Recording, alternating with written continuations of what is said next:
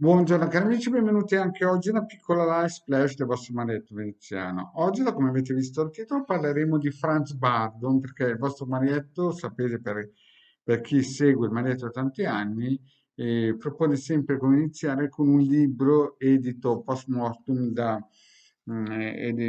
Venezia, la casa editrice Venezia, del mago Frabato, no? In cui questo, come si dice, esoterista, mago, veggente, medico, perché era anche un bravissimo radiestesista, ha, tra virgolette, fatto pubblicare dopo la sua morte e poi tradotto in Italia dopo il 2000 più o meno dal grandissimo Sebastiano Fusco, no? Però Franz Bardon è stato, tra virgolette, sempre dico, un grandissimo dell'esoterismo e ha scritto anche altri volumi importanti di, come si dice, teoria e pratica di magia.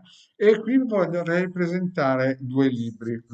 Questa è una trilogia di tre libri. Il primo è, vedete, Introduzione a dottrine ermetiche, teoria e pratica, volume 1, Franz Bardon.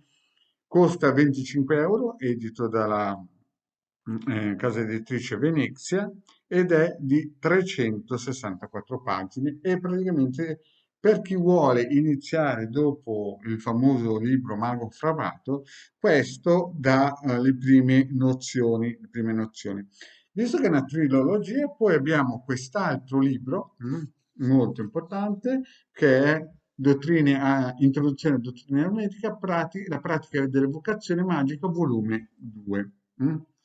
Vedete, abbiamo questo e quest'altro. Sono due libri che completano, poi viene completato col terzo libro, che è più che altro una cabala, tra virgolette, orientaleggiante, no? Ma che chiaramente già i primi due libri danno un'infarinatura molto importante perché si vuole avvicinare all'esoterismo. Ci sono tantissimi segreti. Ma chi era questo Franz Bardon?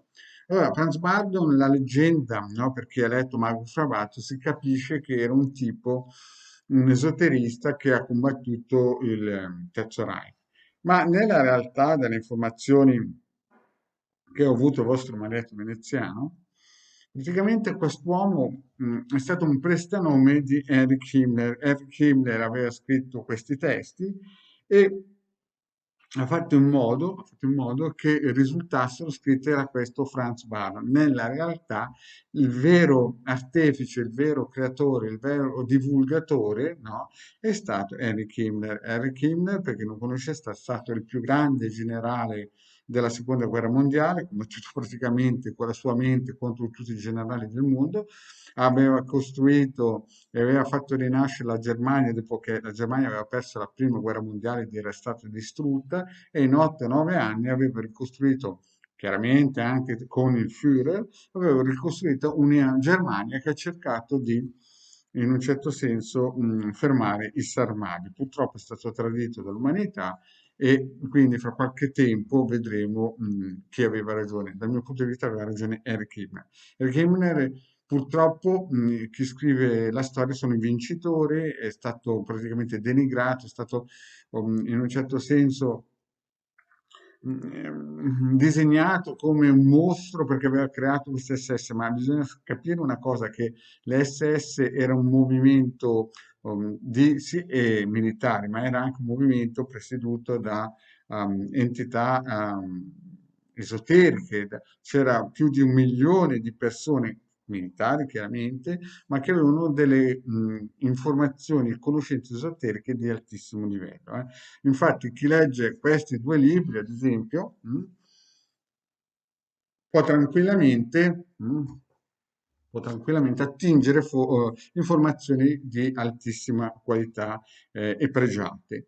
Chiaramente vi ricordo sempre, Franz Bardon è stato l'artefice, cioè voglio dire, Henry Himmler è stato l'artefice, ma diciamo il merito è stato dato a questo signore. No? Io da piccolino, verso i 12 anni, mi sono messo a parlare col capitano degli Alpini e lui mi ha detto che questi testi sono stati scritti da Henry Himmler e poi purtroppo non li avrebbe accettati nessuno se passavano col loro nome, col suo nome, e allora sono stati dati a questo signore, no?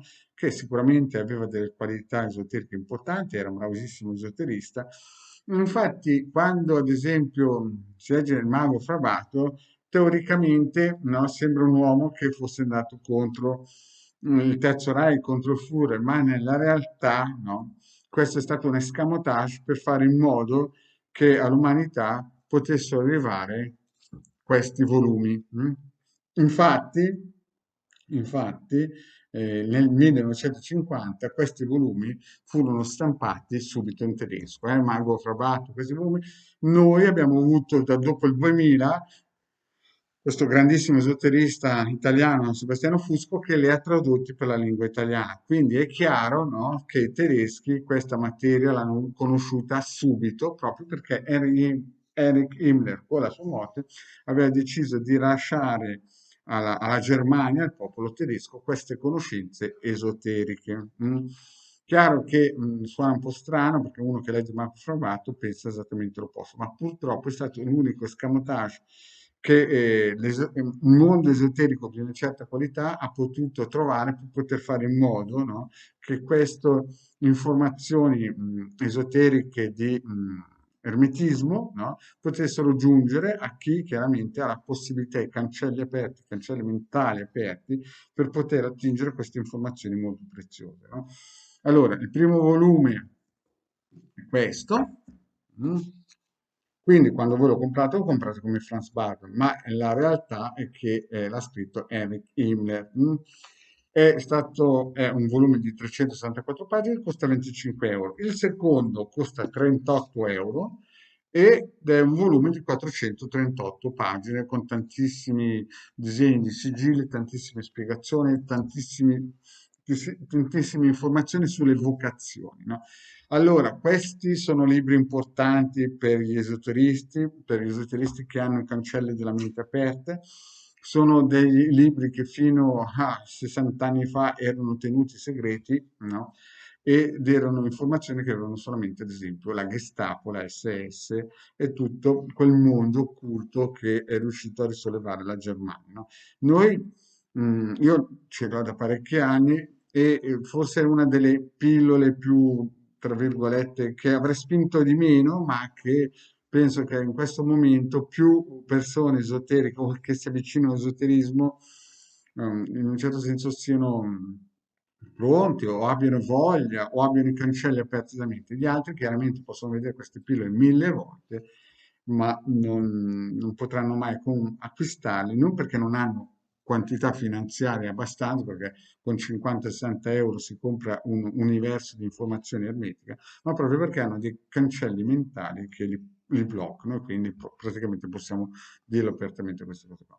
Infatti parlando con il capitano degli Alpini di Torino, a 12 anni eravamo usciti in astrale, mi disse che Franz Baden durante la seconda guerra mondiale aveva sì anche lui le conoscenze, ma non dico che era un coniglio, non dico che era uno che si la faceva sotto, ma il capitano degli Alpini di Torino mi ha detto che era uno che certamente non era un militare, un soldato, era una persona molto defilata. Invece Eric Himmler, onore a questo personaggio, a questo militare che ha cercato di salvare, come ho già spiegato in altre pillole, ha tentato di fare Napoleone, di cercare di salvare l'umanità. Bene, cari amici, vi ricordo che se non vi siete ancora iscritti al canale del Diagramma Letto Veneziano sarebbe una buona cosa se lo fate.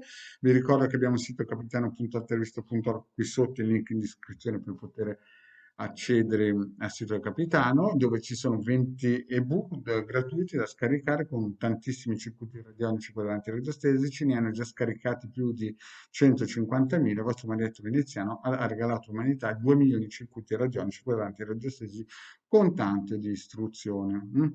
Bene, vi saluto e vi ringrazio. Mi raccomando, mercoledì sera 21 nel canale Maledetto Veneziano con il Legaro per le sibili interattive gratuite. Grazie e alla prossima. Ciao.